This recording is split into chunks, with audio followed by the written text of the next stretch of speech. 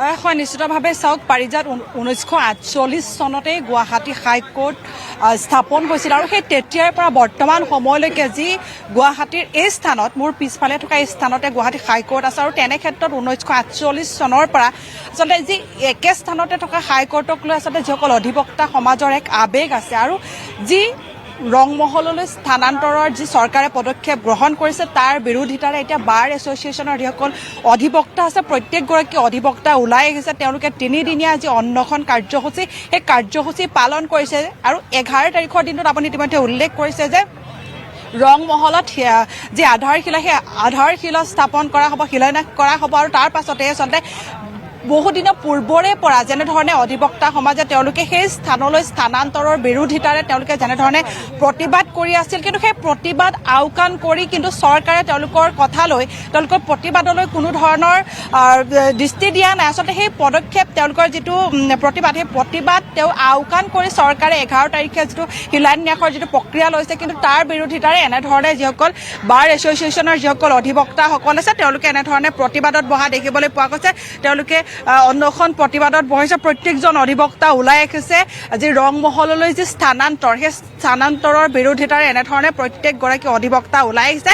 তেওঁলোকে কোনোপধ্যে আচলতে সেই স্থানলৈ কেৱল তেওঁলোকৰ এই প্ৰতিবাদ কেৱল আজিৰ নহয়, তেওঁলোকে এই দীৰ্ঘদিনীয়া দাবী যাতে তেওঁলোকে ইয়াত যিখন হাইকোৰ্ট আছে সেই স্থানতেই তেওঁলোকে তাত যদিহে যিসমূহ কম হৈছে, যদি বিল্ডিংসমূহ কম হৈছে তেনেহ'লে ওপৰ মহলা বহাই সেইসমূহত তেওঁলোকে আচলতে যিসমূহ পুৰণীয় সেইসমূহ বৃদ্ধিৰ বাবে, তেওঁলোকে মহলা বৃদ্ধিৰ বাবে তেওঁলোকে তাতেই নিৰ্মাণৰ বাবে তেওঁলোকে দাবী কৰি আছিল। কিন্তু এটা কথা ক'ব লাগিব যে তেওঁলোকে যিটো বাৰ বাৰ বিৰোধিতা কৰাৰ পাছতো কিন্তু তেওঁলোকৰ যিটো বিৰোধিতা, সেই বিৰোধিতাক কোনো কাণ নিদি আচলতে ৰংমহললৈ স্থানান্তৰ কৰিব, 11 জানুৱাৰীত শিলান্যাস কৰিব। আপোনালোকৰ দীৰ্ঘদিনীয়া এটা দাবী, কাৰণ আৱেগ জড়িত হৈ আছে, 1948 চনৰ পৰা একেটা স্থানতে আছে, কি ক'ব বিচাৰিব? তাৰমানে ইয়াতেতো মই ব্যক্তিগতভাৱে 45 বছৰ প্ৰেক্টিছ কৰিলোঁ আৰু মোৰ বন্ধুসকল বা মোতকৈ ছিনিয়ৰ এডভকেট আছে। ইয়াত আমি বৰ আৰামত আছিলোঁ। তেওঁলোকে আমাক তাত নিয়াৰ কাৰণে কোনোদিন আলোচনা কৰা নাই। আমাৰ যিটো কাৰ্যকাৰী আমাৰ কমিটি আছে হাইকোৰ্ট বাৰ এছ'চিয়েশ্যনৰ, আমাৰ ভাইটি উপসভাপতি তেওঁ, কিন্তু মই আগৰ প্ৰেচিডেণ্ট আছিলোঁ, কিন্তু তেওঁলোকে আলোচনা কৰা নাই। এতিয়া তেওঁলোকৰ কথা হ'ল কি, তাত নিমেই, তাত নিলে কিমান অসুবিধা হ'ব চব ৰাইজে জানে। নাম্বাৰ ওৱান, এই নদীটো পাৰ হৈ তালৈ যাওঁতে ইয়াৰ পৰা বহুত সময় 40-45 মিনিট লাগিব। আৰু ধৰা ক্লাইণ্টবিলাকে কেনেকৈ যাব, বা যাৰ গাড়ী মটৰ নাই, আমাৰতো 95% এডভকেটৰ গাড়ী মটৰ নাই, আৰু majority advocates are very weak, financially very weak, তেওঁলোকে কেনেকৈ যাব, আৰু লিটিগেণ্টবিলাক কেনেকৈ যাব। ছেকেণ্ডলি, তেওঁলোকে যিটো কাৰবাৰ কৰিছে আমাক নোসোধা কৰি, সেইটো ভাৰতীয় সংবিধানৰ 311 নম্বৰ অনুচ্ছেদটো ভংগ কৰিছে। সুধি পেলাই কাম কৰিব, আলোচনা বিবেচনা কৰি। Even the chief minister himself, this honorable chief minister himself was a veteran member of the bar. গতিকে তেওঁতো বৰ বুদ্ধিমান ল'ৰা, he should have at least think about this matter. বা এই প্ৰেজেণ্ট গভৰ্ণমেণ্টে একবাৰ আমাৰ ইমান ছিনিয়ৰ এডভকেটবিলাক আছে, আপোনালোকৰ সৈতে আলোচনাত বহা নাই। এইটো এক্সপাৰ্টি ডিচিশ্যন তেওঁলোকৰ, আৰু এই এক্সপাৰ্টি ডিচিশ্যন সদায় বিপদজনক। তাতে লৈ যোৱাৰ লগে জানে এতিয়া তেওঁলোকে যিবিলাক কাৰবাৰ আছে ক'ব নাপাৰিলে, পলিটিকেল কাৰবাৰ আমি তাত নাযাওঁ এজেণ্ডাত।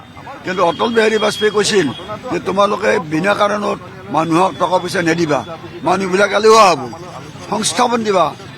এতিয়াতো তোমাৰ যিবিলাক কৰি আছে, বিভিন্ন আঁচনি কৰি আছে, এই আঁচনিবিলাক কৰি পেলাই তেওঁলোকৰতো দেখা যায় এইটো পাৰপাছ। এটা কথা চাওক, আপোনালোকৰ যোনটো অনুমতি সাপেক্ষে আচলতে তালৈ লৈ গৈছে, 11 জানুৱাৰীত শিলান্যাস কৰিব, কিন্তু তাৰপিছত আপোনালোকে 3 দিনীয়া অন্বেষণ কাৰ্যসূচী, তাৰপিছতো আপোনালোকৰ যিটো প্ৰতিবাদ, সেই প্ৰতিবাদৰ কোনো ধৰণৰ দৃষ্টি নকৰাকৈ বা প্ৰতিবাদ আওকাণ কৰি লৈ যোৱাটো কিমান যুক্তি? এইটো বিৰাট অযুক্তিকৰ। তাৰমানে আমাক তোমাৰ মানৱতাৰ ফালৰ পৰা আমাৰ দুখ দি আছে। আমি মানৱতা এটা বস্তু আছে পৃথিৱীত, হিউমেনিটি, সেইটো ৰুল কৰে সকলো সংবিধানৰ, সকলো পৃথিৱীৰ আইনক মানৱতাই হেৰি কৰে, কণ্ট্ৰল কৰে। মানৱতাটো আচল মাৰ্চিনেছ। তেওঁলোকে চাব লাগিছিল যে এই উকিলবিলাকে প্ৰতিবাদ কৰিছে ইমান, তেওঁলোকৰ তাত এবাৰ যাওঁ ৰাচোন, তাত মানে ভেৰি নাইচ, নাহাই, আলোচনা নকৰে। হয়, নিশ্চিতভাৱে আচলতে আলোচনাৰ অবিহনে যি স্থানান্তৰ, সেই স্থানান্তৰৰ প্ৰত্যেকগৰাকী অধিবক্তাই বিৰোধিতা কৰিছে। মই আপোনাৰ ওচৰলৈ আহিছোঁ, মুখ্যমন্ত্ৰীগৰাকী বা যি চৰকাৰে যিটো পদক্ষেপ গ্ৰহণ কৰিছে, আপোনালোকে কৈছিল যে যিটো স্থানত হাইকোৰ্ট আছে, যদিহে আপোনালোকৰ অধিবক্তাৰ সংখ্যা বেছি বা তেনেহ'লে আপোনালোকে যিসমূহ মহলা আছে তাতকৈ মহলাসমূহ বৃদ্ধি কৰাৰো আপোনালোকে দাবী কৰিছিল, কিন্তু সেয়া কোনো ধৰণৰ আচলতে ভক্ষেপে নকৰিলে সেইকাৰণে যে আপোনাৰ তেওঁলোকে গোটেই বস্তুটোত আকুৰগোজ হৈ আছে আৰু এইটো তেওঁলোকে এটা ইগোৰ প্ৰশ্ন হিচাপে লৈছে চৰকাৰ আৰু আমি সেইটো এটা কথাটো দৃষ্টিভংগীটো আমাৰ দৃষ্টিভংগীটো হ'ল ৰাজহুৱা স্বাৰ্থজনিত বুলি আমি এইকাৰণেই কৈছোঁ যে আপোনাৰ তাত যেতিয়া ৰংমহললৈ লৈ যাব সেই লৈ যোৱাৰ লগে লগে অধিবক্তা সমাজৰ আপোনালোকে ইতিমধ্যে গম পাইছে ক্ষতি হ'ব দ্বিতীয়তে লিটিগেণ্টৰ ক্ষতি হ'ব তৃতীয়তে বৃহৎ পৰিমাণৰ ধন বিনিয়োগ কৰা হ'ব অৰ্থাৎ আমি এটা বিকল্পৰ প্ৰস্তাৱ তেওঁলোকক দিছিলোঁ যে 100 কোটি টকা যদি আপোনালোকে খৰচ কৰে তেতিয়াহ'লে ইয়াৰ পিছফালে আপোনাৰ এটা ঘৰ মাটি আছে সেইডোখৰ ব্যৱহাৰ কৰিব পাৰে আছে আৰু ইয়াৰ ওপৰত 3টা মহলা বনোৱাৰ এতিয়াও স্ক'প আছে আৰু খাৰঘুলিত তেওঁলোকৰ মাটি আছে গুৱাহাটী হাইকোৰ্টৰ মাটি আছে গতিকে সেই সকলোবিলাকক লগাই লৈ আপোনাৰ তেওঁলোকে ধুনীয়াকৈ ইয়াৰ ভিতৰতে গোটেই কামখিনি 100 কোটি টকাৰ ভিতৰত আমাৰ দৃষ্টিত সম্পন্ন কৰিব পাৰে কিন্তু সেইটো নকৰি তেওঁলোকে এই বৃহৎ পৰিমাণৰ ধন খৰচ কৰি এতিয়া তাত এটা বিল্ডিং সাজিবলৈ গৈছে আৰু এই বিল্ডিং যিটো হৈছে আজি 10 বছৰ হৈছে এই বিল্ডিং চলি থকা গতিকে এই ৰাজহুৱা ধনৰে অপচয়ৰ কাৰণ কি যিটো সময়ত তেওঁলোকে ধাৰ লৈ চৰকাৰ চলাব লগা হৈছে কোটি কোটি টকাৰ ধাৰ সেইটো সময়ত তেওঁলোকে বিকল্প ব্যৱস্থা থকাৰ পিছতো যে কেৱল বনোৱাৰ স্বাৰ্থতে এটা তালৈ লৈ গৈছে আৰু তাতকৈও ডাঙৰ কথা যে অধিবক্তা সমাজে আপোনাৰ ইয়াৰ বিৰোধিতা কৰিছে আমি এটা ৰিফাৰেণ্ডাম পাতিলোঁ ৰিফাৰেণ্ডামত আপোনাৰ প্ৰায় 1100-1200 অধিবক্তাই ইয়াৰ বিপৰীতে ভোট দিলে আৰু কেৱল মাত্ৰ 154জন অধিবক্তাই এই সপক্ষে ভোট দিছে গতিকে তাৰ পিছতে এই যে অধিবক্তাসকলে ভোট দিলে তেওঁলোকৰ চিন্তা চেতনা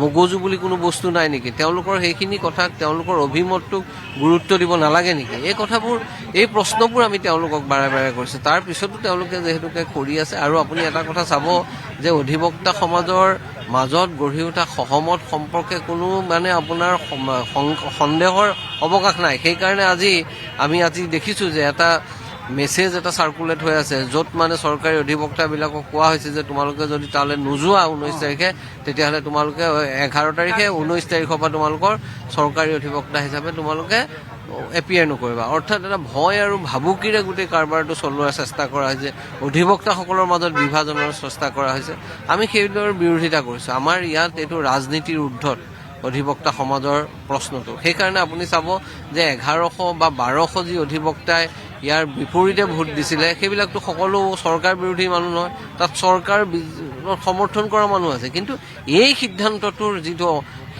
এই সিদ্ধান্তটোৰ বিৰোধিতা কৰিছে আৰু ৰাজহুৱাভাৱে আপোনালোকে দেখিছে যে আছুৱে এই সিদ্ধান্তৰ বিৰোধিতা কৰিছে অন্যান্য আপোনাৰ নাগৰিক সংস্থাবিলাকে ইয়াৰ বিৰোধিতা কৰিছে তাৰ পিছতো কিন্তু চৰকাৰে এই কথাটোত সামান্যও গুৰুত্ব দিয়া নাই আৰু আকুৰগোজ হৈ পেলাই এইটো কৰিছে আমি সেইটোৰ বিৰোধিতা কৰি অনশন কৰিছোঁ 11 তাৰিখে যেতিয়া তাত শিলান্যাস হৈ থাকিব তেতিয়া অধিবক্তাসকলৰ অনশন চলি থাকিব হয় নিশ্চিতভাৱে আচলতে প্ৰত্যেকজন অধিবক্তাই এটা কথাই কৈছে যে আচলতে যে তেওঁলোকৰ যি 3 দিনীয়া তেওঁলোকে অন্বেষণ কাৰ্যসূচী সেই অন্বেষণ কাৰ্যসূচী পালন কৰিব 11 তাৰিখে শিলান্যাসৰ দিনটোতো পালন কৰিব কাৰণ আপোনালোকৰ এই প্ৰতিবাদ আজি নহয় দীৰ্ঘদিনীয়া এটা দাবী কিন্তু চৰকাৰে আপোনালোকৰ যি দাবী সেই দাবীলৈ কোনো দৃষ্টি দিয়া নাই বৰ্তমান সময়লৈকে ডেফিনেটলি আমিতো গণতান্ত্ৰিকভাৱে গোটেইখিনি কাম কৰি আছোঁ আন্দোলন কৰিছোঁ প্ৰতিবাদ কৰিছোঁ কিন্তু চৰকাৰে কিয় জানো আমাৰ আন্দোলনৰ ভাষাবিলাক শুনা নাই বা বুজি পোৱা নাই গতিকে এইটো প্ৰতিবাদ চলিব 11 তাৰিখেতো আমি তাত নেযাওঁ সেইটো সিদ্ধান্ত আমাৰ হৈছে গতিকে প্ৰতিবাদ চলি থাকিব যেতিয়ালৈকে আমি আমাৰ ন্যায্য প্ৰাপ্তিখিনি নাপাওঁ যেতিয়ালৈকে আমাৰ কথা তেওঁলোকে নুশুনে তেতিয়ালৈকে আমাৰ প্ৰতিবাদ চলিয়ে থাকিব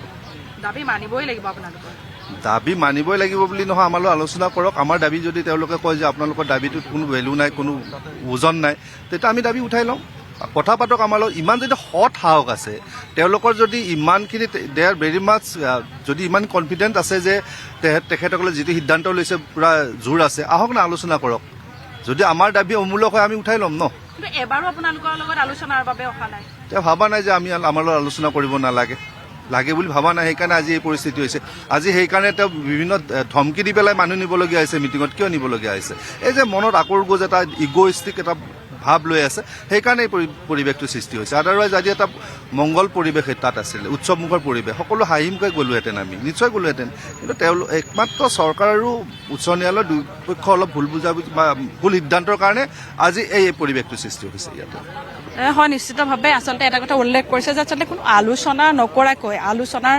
মাধ্যমেৰে আচলতে যদি স্থানান্তৰ কৰিলেহেঁতেন তেনেহ'লে এই যিসকল অধিবক্তা আছে তেওঁলোক তালৈ হাঁহি মুখে গ'লহেঁতেন বুলি উল্লেখ কৰিছে প্ৰত্যেকগৰাকী অধিবক্তাই এটা কথাই উল্লেখ কৰিছে যে তেওঁলোকে আজি নহয়, কাৰণ বহুদিনৰ পূৰ্বৰে পৰা তেওঁলোকে যিটো ৰংমহললৈ যি হাইকোৰ্ট সেই স্থানান্তৰৰ বিৰোধিতাৰ তেওঁলোকে প্ৰতিবাদ সাব্যস্ত কৰি আছে। কিন্তু এবাৰো চৰকাৰে কিন্তু তেওঁলোকৰ সৈতে আলোচনাৰ বাবে তেওঁলোক সাজু নহয়। প্ৰত্যেকগৰাকী জ্যেষ্ঠ অধিবক্তা ইয়াত আছে, মই কথা পাতিবলৈ চেষ্টা কৰিম। আপোনাৰ ওচৰলৈ আহিছোঁ।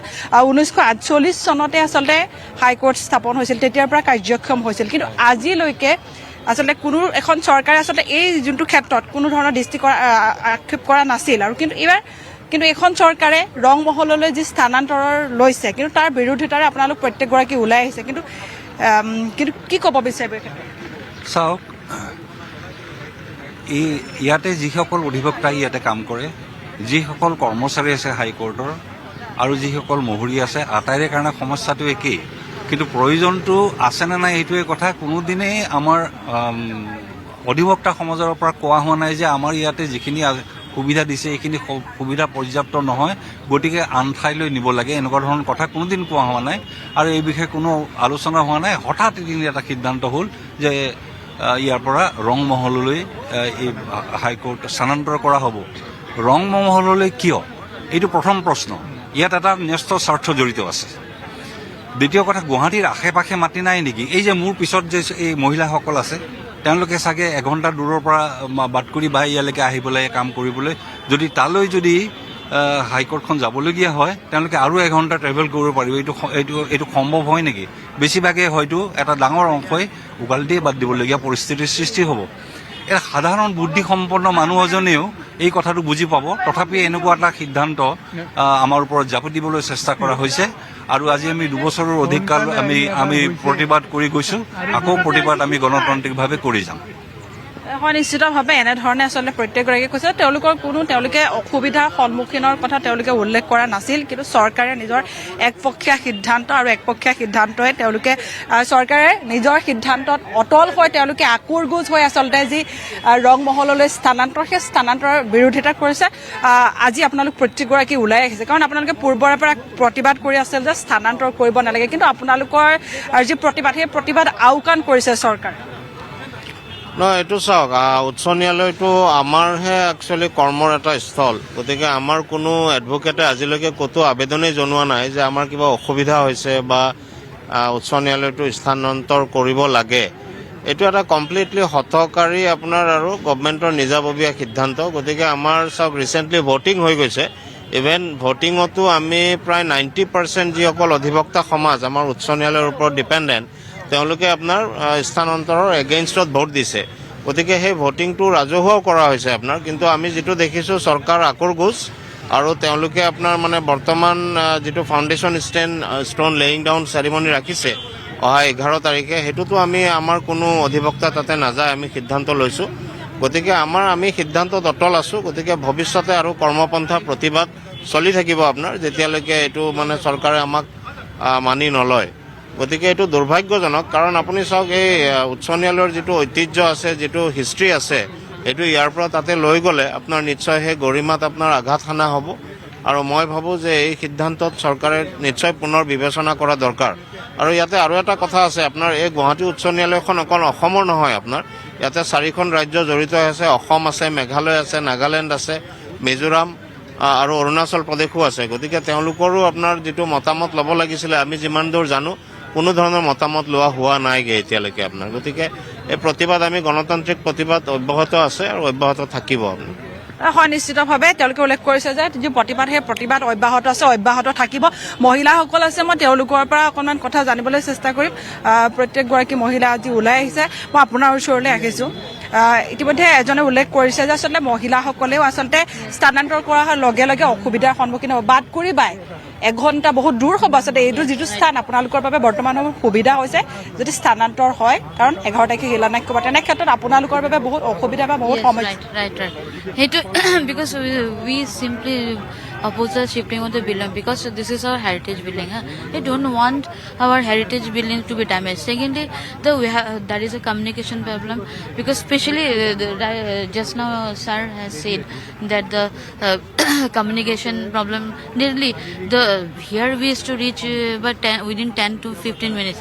But if the this court is shifted to Rangmahal, it will take come se kam 5 to 6 hours. It will delay the court proceedings also. Right? That is to say.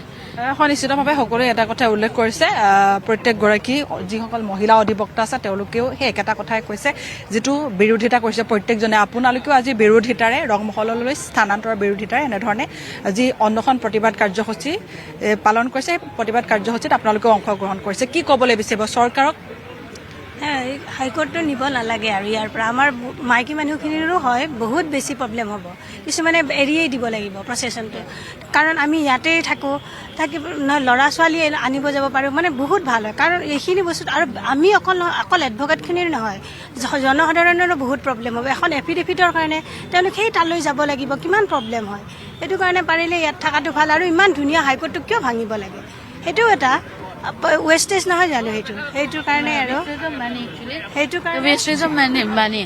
Because if they demolish, then after demolishing they construct the building. No, it's a naturally public money will be wasted. নিশ্চিতভাৱে আচলতে প্ৰত্যেকে এটা কথা কৈছে আচলতে যিটো স্থানত আছে আমি গগৈ মুহূৰ্তত আসাম টক্স আপোচবিহীন অসম কণ্ঠ